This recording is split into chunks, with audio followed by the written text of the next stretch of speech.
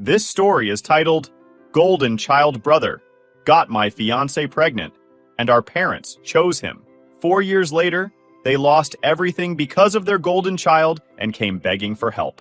Hey everyone, before we jump into today's video, I need your help. We've noticed the channel is losing some traction, and subscribing is one of the best ways you can support us. It's quick, free, and it helps us keep bringing you awesome content. Your support means the world. Let's keep this channel growing together. Thanks so much. Now let's start the video. Hey Reddit, I never thought I'd be the type of person to share my personal life on here, but I'm at a breaking point and I need to get this off my chest. I've always known that my brother Kyle, 20 male, was the golden child. Even when we were little kids, it was obvious. My parents, especially my mom, always treated him differently. If he cried because his tower of blocks fell over, Mom would sit with him for an hour, hugging him and telling him he was sensitive and needed extra care. Me? I'd be told to stop being a baby and clean up my mess. I learned early on that the rules were different for him and me. Kyle was always special in their eyes. Mom said it was because he was sensitive, and Dad had all these dreams of Kyle becoming a doctor. For my dad, I think it was about living vicariously through him. Dad had always wanted to be a doctor, but never made it through college. Kyle was his second shot at that dream. Meanwhile, I was just Michael. I wasn't special or sensitive. I was the kid who got good grades, stayed out of trouble, and didn't ask for much. I didn't need hand-holding like Kyle, so I got ignored. It didn't really hit me how deep it ran until high school. When I got a full scholarship to study computer science, I thought, finally, this will be something they're proud of. I mean, who wouldn't be happy about their kid earning a full ride to college, right? When I told my parents, I still remember the exact scene. I was standing in the kitchen, holding the letter. My mom glanced at it, nodded, and said, "That's nice, honey. Can you help Kyle with his med school applications later?" That was it. That was the extent of the praise I got for working my ass off to earn a scholarship. Kyle, meanwhile, was in high school too, barely pulling C's in biology, but you would have thought he'd cured cancer the way my mom hyped him up. It wasn't just academics, though. Everything in my life felt smaller compared to Kyle's. For example, when I started dating Ashley in senior year, I was head over heels. She was my first serious relationship, and she was amazing. Ashley was the kind of person who made you feel at ease just by being around her. She worked at a salon part-time while finishing high school, and even back then, she had this focus on saving for the future. She was practical, smart, and cared about me a lot. But my parents? They didn't care. They didn't want to meet her. When Thanksgiving rolled around that year, I asked if Ashley could join us. Mom literally said, "It's just high school puppy love. Don't make it a big deal." That hurt. I wanted my parents to know her, to see what I saw. But no, Ashley wasn't important enough. Kyle, though, every single one of his girlfriends was treated like royalty. They were always at family dinners, getting slices of homemade pie, and my parents would gush over them like they were already daughters-in-law. I remember sitting at the dinner table one night, listening to Mom ask Kyle's girlfriend about her dreams and career plans. I was just sitting there thinking, where was this enthusiasm for Ashley? Still, Ashley and I made it work. I went to college on my scholarship while she stayed behind, working at the salon and saving money. We did long distance for 2 years. Weekend video calls, visits when I could make them work. We held on to each other. It wasn't easy, but we were building something. When I proposed to Ashley last summer, it felt like everything had been worth it. We were in this little park near her apartment, and I'd saved up to buy her a simple but beautiful ring. She cried when I asked, and we both laughed through tears because we were so damn happy. For the first time, I felt like my life was finally moving forward. To my surprise, my parents actually seemed to accept Ashley after I proposed. It was like a switch flipped in my mom's head. Suddenly, Ashley was part of the family. My mom even started asking her about wedding plans and what kind of dress she wanted. At the time, I thought this was a sign that my parents were coming around, that maybe they were finally starting to see me, not just Kyle. I should have known better. Thanksgiving came around again, and this time I went home excited. I had plans to tell my family about the wedding and start talking about the future. Maybe even show them how well I was doing at school and with my internship. It felt like things were finally starting to align for me. Then I got the text. It was from Ashley, out of nowhere. "Need to talk. Starbucks. Urgent." I had this sinking feeling in my gut, but I tried to shake it off. I figured maybe she was just stressed about the wedding. When I walked into that Starbucks, I'll never forget how she looked. Ashley was sitting at a little corner table, holding a coffee cup with both hands like it was the only thing keeping her grounded. She wouldn't look up at me. I sat down, and before I could even ask what was wrong, she blurted it out. "I'm pregnant. It's Kyle's." Those words hit me like a punch to the chest. I felt like I couldn't breathe. For a second, I thought I must have misheard her. I actually asked her to repeat it, hoping I'd heard it wrong. But no, she said it again. She started crying, trying to explain. She said it happened over the summer, when Kyle kept showing up at her salon. He'd talk about how far away I was, how lonely she must have been. She said she didn't even know how it started, but it just happened. She kept apologizing, saying she didn't mean for it to go that far. I didn't yell. I didn't get angry. I just sat there, staring at her. After a minute, I stood up, grabbed my keys, and walked out. I didn't say anything to her. I just left. I don't remember much of the drive back home after Ashley dropped that bomb at Starbucks. It felt like my brain had disconnected from the rest of my body. The radio was playing something, probably one of those overplayed pop songs, but it was just noise. I didn't cry. I didn't yell. I just felt hollow. By the time I got to my parents' house, it was dark outside. I parked in the driveway and sat there for a moment, staring at the porch light. It felt surreal, like I was about to walk into a dream where nothing made sense. I wasn't sure if I was even ready to face Kyle or my parents, but I needed answers. The second I walked into the house, I saw him. Kyle was sitting on the couch, head down, shoulders slouched. That was his signature move, head down like a kid who got caught stealing cookies. My mom was hovering around him, patting his back and handing him tissues. She wasn't crying, but she looked worried, like Kyle was the victim here. My dad was standing near the window, arms crossed, not saying a word. He looked like he was avoiding the whole thing. The tension in the room was suffocating. It felt like everyone had been waiting for me to show up, like I was the last piece of a very messed up puzzle. "What the hell is going on?" I said. My voice came out quieter than I wanted it to, but it still cut through the silence. My mom was the first to speak. "Michael, let's sit down and talk about this calmly." Calmly. That word set me off immediately. I didn't want calm. I wanted the truth. I wanted to know how my fiancée, the woman I'd planned a life with, ended up pregnant with my brother's kid. "Don't tell me to be calm," I snapped. I looked straight at Kyle. "You're the one who should be talking. Say something." Kyle didn't look up. He just mumbled something into his chest. "What?" I said, louder this time. "Speak up." My mom jumped in like she was his lawyer. "He's taking responsibility for his actions, Michael. This is a big step for him. He's going to be a father." I couldn't believe what I was hearing. A big step? Like this was some achievement I was supposed to congratulate him for? I laughed, but it wasn't the funny kind of laugh. It was bitter. A father? He can't even pass a basic biology class, and now you think he's ready to be a parent? I said, looking at my dad. He was still staring out the window like none of this concerned him. "You have nothing to say, Dad?" My dad turned to me finally, sighing like I was the problem here. "They're young. Mistakes happen, Michael. If you really love Ashley, you need to let her go. They're having a baby." "Let her go?" I repeated. I could feel anger boiling up inside me. "That's your solution? Your son sleeps with my fiancée and I'm supposed to just hand her over to him like it's no big deal?" "Don't talk like that," my mom snapped. "This is a blessing, Michael. It's a sign." "A sign of what?" I interrupted her. "That your precious son can't take responsibility for anything? That I'm just supposed to keep rolling over and taking it?" Mom's face turned stern. "Kyle made a mistake, but he's doing the right thing now. He's stepping up, and we need to support him as a family." As a family. That phrase broke something in me. I realized in that moment that I wasn't part of their family. Not really. I was just the backup kid. The one who did everything right but never mattered as much as Kyle. I looked back at Kyle.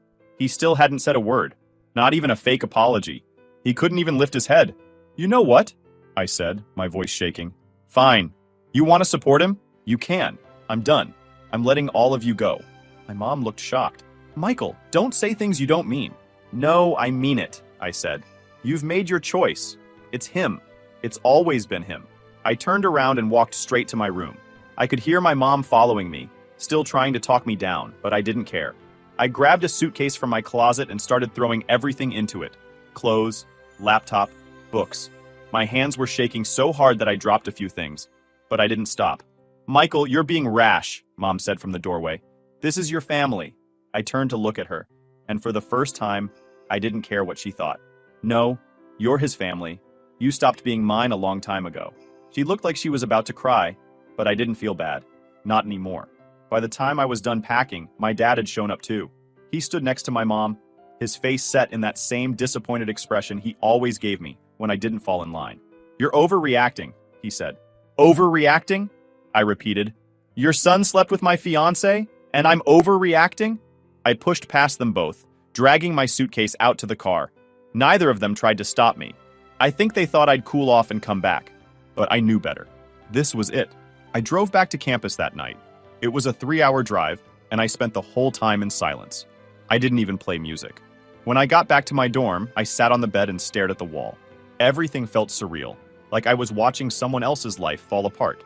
The next morning, I changed my phone number. I deleted every single social media account and made new ones. I blocked my parents, Kyle, and Ashley. Every photo I had with her went into the trash. I didn't even look at them. I couldn't. Over the next few weeks, my friends noticed I was acting weird. They asked me about the wedding, and all I'd say was, "It's off. I don't want to talk about it." That was enough to shut them up. The only person I kept in contact with was Aunt Mary. She sent me a message a week later. "I heard what happened. I'm with you, nephew. They'll regret this someday. Trust me." At the time, I didn't care if they regretted it. I just wanted to disappear. The days after I cut my family off felt like I was floating in some strange limbo. I wasn't sad. I wasn't angry. I wasn't much of anything. I just woke up, went through the motions of class, and stayed up late at night staring at my laptop screen until I was too tired to think. I didn't let myself process what happened, because if I did, I felt like I might break. I went full-on robot mode. Wake up, code, class, eat something if I remembered. Repeat. I stopped talking to most of my friends. People asked why I wasn't bringing Ashley around anymore or what happened to the wedding, and I just said, "It's done. I don't want to talk about it." I didn't owe anyone an explanation, and I didn't feel like telling them about the absolute dumpster fire that was my life. I threw myself into coding and schoolwork like a man possessed. It was the only thing I could control. I'd always been good at programming, but now it was all I had to focus on. I started staying in the computer lab late into the night, building random projects and tweaking my own scripts just for the hell of it. If I wasn't working on school assignments, I was learning new languages or tinkering with cybersecurity software. Anything to keep my mind busy. My professors started noticing how much time I was putting in. One of them, Professor Adams, who taught a cybersecurity elective, pulled me aside one afternoon and asked if I was interested in doing some research for a project he was working on. He didn't have funding to pay me, but he promised it would look good on my resume. I said yes without even thinking about it. I didn't care about the resume boost. I just needed something to do. Working with Professor Adams turned out to be the best thing that could have happened to me. He was a no-nonsense guy with a dry sense of humor, but he really knew his stuff. I spent every spare second in his office or the lab, learning about penetration testing, vulnerability scans, and encryption algorithms. For the first time in months, I felt like I was building something real, something that couldn't just be taken away from me. While I was burying myself in work, life back home was falling apart. I didn't know about it at first, of course, because I wasn't talking to anyone. But then Aunt Mary started reaching out. Aunt Mary is my mom's older sister, and she's always been the black sheep of the family. She never really got along with my mom, but she always liked me. I think she saw how my parents treated Kyle and couldn't stand it. Anyway, she was the only person I didn't block, and every now and then she'd send me a text or an email to check in. About 6 months after I cut everyone off, she sent me a message. "Kyle flunked out of med school. Thought you should know." I stared at my phone for a long time after I read that. I don't know what I expected to feel, maybe satisfaction or vindication, but all I felt was numb. Of course he flunked out. He could barely handle high school biology, let alone med school. I put my phone down and went back to coding. Over the next few months, Aunt Mary kept me updated. Kyle didn't tell my parents about his failing grades until he was already kicked out of school. By then, he'd burned through most of the money my dad had saved for his tuition. My parents were furious at first, but they quickly shifted back into their usual routine of making excuses for him. My mom said Kyle was under too much pressure and needed time to figure himself out. My dad blamed the school for being too harsh. The truth was that Kyle never worked for anything in his life, so when things got hard, he just gave up. After dropping out, Kyle moved back home. He spent the first few months sitting around, doing nothing, while my parents coddled him. My mom made excuses for why he wasn't working. He's still processing everything, while my dad kept talking about second chances. Meanwhile, Ashley had given birth to a little girl. She was raising her on her own, mostly because Kyle couldn't be bothered to step up. He helped sometimes, But according to Aunt Mary, that usually meant my mom nagging him until he spent an hour or two with his kid. Hearing all this didn't make me feel better. If anything, it just reinforced what I already knew. My parents would always choose Kyle, no matter how badly he screwed up. But while they were busy cleaning up his mess, I was building my own life. By the time I graduated, I had a job offer waiting for me from a startup that was interested in the cybersecurity software I'd helped develop with Professor Adams. They liked my work so much that they offered to let me join as a junior developer with equity in the company. I took the job and moved to a new city, far away from everything I'd left behind. Those first few months at the startup were tough. I was working 12-hour days, living off instant ramen, and crashing on a mattress on the floor of my apartment. But I didn't care. I was doing something that mattered. The software we were building had real potential, and I was part of it. One night, after a particularly long day, I got another message from Aunt Mary. Kyle works at Target now. Mom's worried about him. They don't know what to do. I read the message, then put my phone down and stared at the ceiling. It wasn't like I was surprised. Kyle had spent his entire life being told he was special, and now he was facing the reality that he wasn't. I knew it wasn't my problem, but it still left me feeling weird. Not sad, exactly. Just tired. I didn't respond to Aunt Mary that night. I didn't know what to say. A year later, my startup took off. The software we'd built caught the attention of some investors, and suddenly we were growing faster than any of us had expected. I was promoted to lead developer, which came with a nice salary bump and enough money to move into a proper apartment. For the first time in years, I felt like I was in control of my life. I thought about my family less and less. They weren't part of my world anymore, and I was okay with that. Aunt Mary still checked in from time to time, but I didn't ask about Kyle or my parents. I didn't want to know. Then, 4 years after I walked out of that house, my phone rang. I didn't recognize the number when my phone rang, but something in my gut told me to answer. It wasn't a number I had saved, and I didn't get many random calls these days. Most people reached me through email or Slack, so when I picked up and heard my mom's voice on the other end, I froze. "Michael," she said. Her voice cracked like she'd been crying for hours. "Michael, it's me. Please don't hang up." It took me a second to find my voice. "How did you get this number?" I hadn't spoken to her or anyone in my family for almost 4 years. I'd made damn sure they couldn't reach me, but apparently she'd found a way.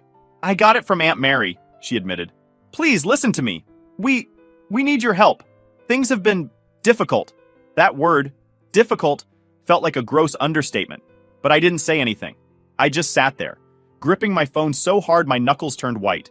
I should have hung up right then, but I couldn't. I don't know why. Maybe I just wanted to hear her out. Maybe some stupid part of me was curious about what they wanted. "What's going on?" I asked flatly. My tone was colder than I intended, but I didn't care. Mom let out a shaky breath, and her words came tumbling out like she couldn't hold them back anymore. "We're in trouble, Michael.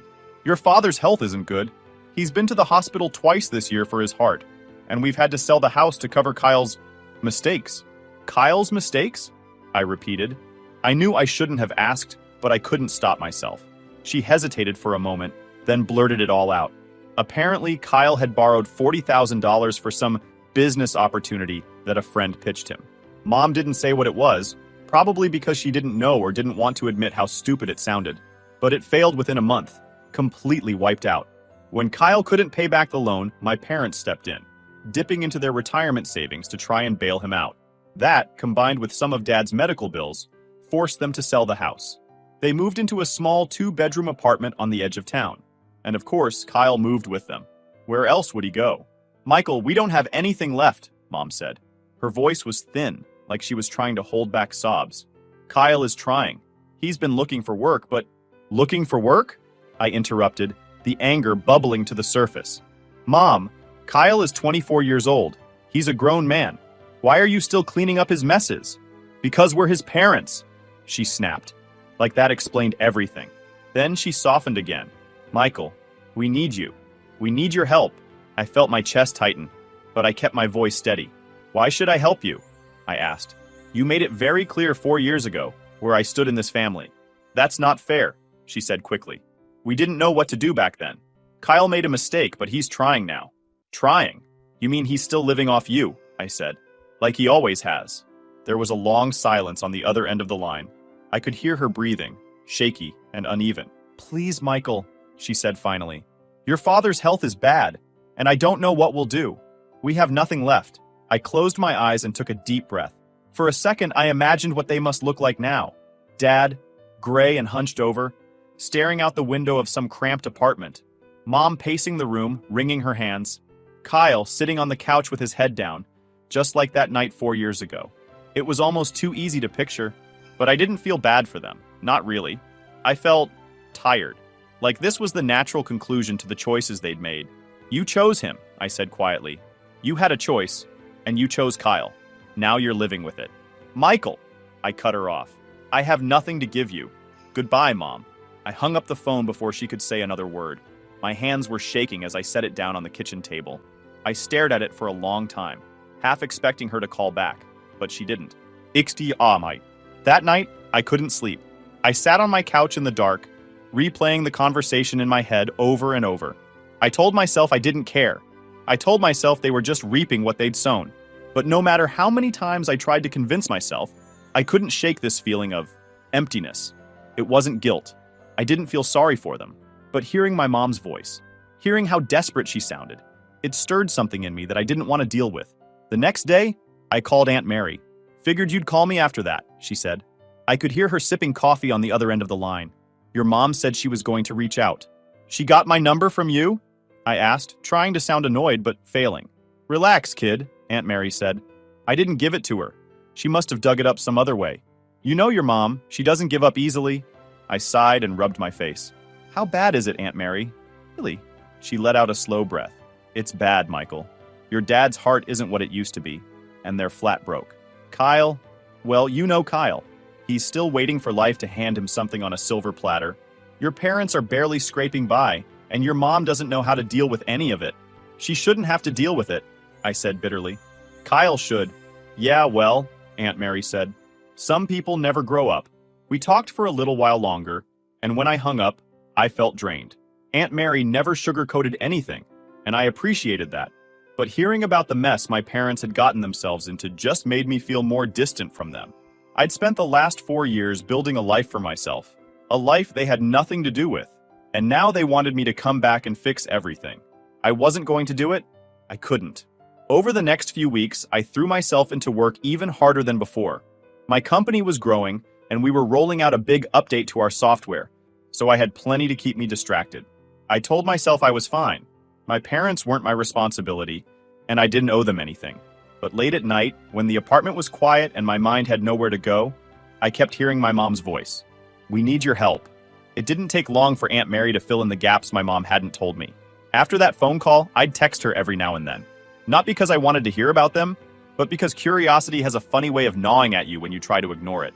I guess I wanted to know how bad things had gotten, like peeking at a car wreck on the side of the road. A week after the call, Aunt Mary sent me an email. Thought you should know your parents sold their car. Kyle needed a new investment opportunity. God knows what for. Your mom cried for hours after they let it go. I read that line over my morning coffee and shook my head. I shouldn't have been surprised.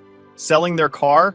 That sounded like the kind of thing my parents would do, bending over backward to enable Kyle for the millionth time. The golden child could do no wrong, even when he was running them into the ground. Aunt Mary told me more as the weeks passed. Kyle had tried to jump into another business venture. Apparently, some old friend of his convinced him that he could make thousands selling refurbished electronics online. It didn't pan out. Of course it didn't. Kyle didn't know the first thing about running a business. And within a month, the whole thing tanked. Not before he'd begged my parents to help him invest in it, though. This time, they didn't have money to bail him out. Not after selling their car and already losing their house. Aunt Mary told me Kyle threw a tantrum when they said no, like a kid who'd been denied candy at the store. My mom, though, she still tried to console him, saying, "We'll figure it out, sweetie. Don't worry." It would have been almost funny if it wasn't so pathetic. Meanwhile, I kept moving forward. My company was in its best year yet. The software we developed was getting a lot of attention, and I was starting to travel to meet with investors and business partners. I bought a new car, upgraded to a bigger apartment. My life was finally starting to feel like my life, something I'd built from the ground up, without my family's involvement or approval. I didn't tell anyone at work about my family. To them, I was just another guy who'd worked hard and gotten lucky, and maybe that's what I was. One day, about 3 months after that phone call, Aunt Mary sent me another email. This one hit harder than the others. Your dad had another hospital visit. Hard again. He's stable, but it scared your mom half to death. She won't say it out loud, but I think she knows she's out of options. I sat there, staring at my phone for a long time after I read it. My dad had always been the kind of man who looked invincible when I was a kid. Even when he wasn't particularly warm or affectionate, there was a steadiness to him. The idea of him being sick, frail even, felt strange to me. But I didn't reach out. I couldn't. About a month later, Aunt Mary called. It wasn't like her to call. She usually just sent texts or emails. So I knew something was wrong. I answered on the second ring. "Hey, Aunt Mary," I said. "What's up?" She sighed on the other end. "Your parents are in worse shape than I thought." "What now?" I asked. "Your mom lost her job," she said. "They're living off scraps at this point. Your dad can't work anymore because of his health. And Kyle, well, you know Kyle. He's still home, unemployed, sitting on his ass while they scrape together rent money." I didn't respond. What was I supposed to say? "Michael," Aunt Mary said after a pause, "they're desperate. Your mom won't admit it to me, but I can tell. She keeps asking if I've talked to you, dropping little hints. I think she's hoping you'll come riding in to save the day." "They're not my problem," I said quietly. "I know," Aunt Mary replied, "but she doesn't see it that way." We sat in silence for a few seconds before she added, "I'm not telling you this to guilt you, Michael. I just thought you should know." "Thanks for letting me know," I said. "You're doing good for yourself," she added. "Don't let them pull you back into their mess." "I won't," I said. And I meant it. It was around this time that I got curious enough to look Kyle up online. I hadn't checked on him in years. Blocked accounts, no mutual friends, nothing. But I was curious. I opened a private browser and typed his name into Facebook. His profile was still public. His last post was from a few weeks ago. A photo of him sitting on my parents' couch, wearing sweatpants and holding a video game controller. The caption? "Taking it easy. Life's short, you know." The comments made me cringe. His old friends were still hyping him up. "You deserve a break, man. You'll get there soon, bro." I closed the tab, disgusted. How could he still have people cheering him on when he'd done nothing with his life? Meanwhile, my parents were sacrificing everything just to keep him afloat. I thought about sending Aunt Mary a screenshot, but I didn't. There was no point. A few months later, the company I worked for closed a major deal. The payout I received as part of my equity share was enough to set me up for years. I celebrated with some coworkers, had a nice dinner, and then went home to my quiet apartment. I sat on my couch that night, thinking about how far I'd come. I had everything I'd worked for. Freedom, stability, a career I was proud of. But no matter how far I got, part of me still carried the weight of my family. I didn't miss them exactly. I missed the idea of a family that would have been proud of me, supported me, and chosen me when it mattered. But that wasn't the family I had. That night, I wrote Aunt Mary a message. "Thanks for everything you've done for me these past few years. I don't know where I'd be without your support. I hope you're doing okay. Let me know if you ever need anything." She replied almost immediately, "Proud of you, Michael. Keep building your life. I'll be okay." Yurikin Osro. At some point, you have to stop looking back. You have to let go of the idea that things could have been different. My parents made their choices. Kyle made his. And I made mine. I didn't owe them anything. It had been almost 5 years since I walked away from my family. But sometimes it still felt like yesterday. The mess, the betrayal, the night I packed my things and left. Those memories stuck with me. Not because I hadn't healed, but because those moments shaped who I became. By now, my life looked nothing like it had back then. My company had grown far beyond what I ever imagined. We weren't a scrappy startup anymore. We were a real player in cybersecurity. I was in a position where I could do whatever I wanted with my time. I traveled when I felt like it, invested in new projects, and worked on ideas I cared about. My house, a sleek, quiet space I bought a year ago, felt like a sanctuary. I didn't need much to be happy. Peace and stability were enough. But no matter how good my life got, there were still moments where my past tried to catch up with me. One of those moments came on a random Thursday evening. I was finishing up work for the day when I got a message request on Facebook. I didn't use Facebook much anymore, but I checked out of habit. The message was from Kyle. I stared at the screen for a long time, debating whether I even wanted to open it. Part of me said to ignore it, just delete it and move on. But curiosity got the better of me, and I clicked on it. His message was short. "Hey, I know you probably don't want to hear from me, but I'm trying to fix things. I messed up and I'm sorry for everything. Mom and Dad aren't doing well. Just thought you should know." I stared at the words for a long time. "I'm sorry for everything." That's what he said. After all these years, that's what he led with. An apology that was probably 5 years too late. I didn't reply. I couldn't. That night, I lay in bed thinking about my brother. Kyle was always the person I resented most, not because of what he did with Ashley, but because of everything else. The way my parents raised him, the way they handed him everything on a silver platter, the way he took and took and took without ever giving anything back. It wasn't just Kyle who let me down. It was my parents too. They'd built him into the person he became, and now they were paying for it. But that wasn't my problem anymore. The next morning, Aunt Mary called. She didn't usually call unless it was serious, so I answered right away. "Michael, it's your dad," she said. Her voice was softer than usual, like she was bracing herself for my reaction. "He had another heart episode. It's bad this time.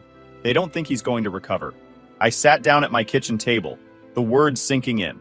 I didn't know what to say. "Your mom's a mess," Aunt Mary continued. "She's not handling it well, and Kyle, well, you know Kyle." I nodded, even though she couldn't see me. "What does she want me to do?" "She hasn't said anything," Aunt Mary replied.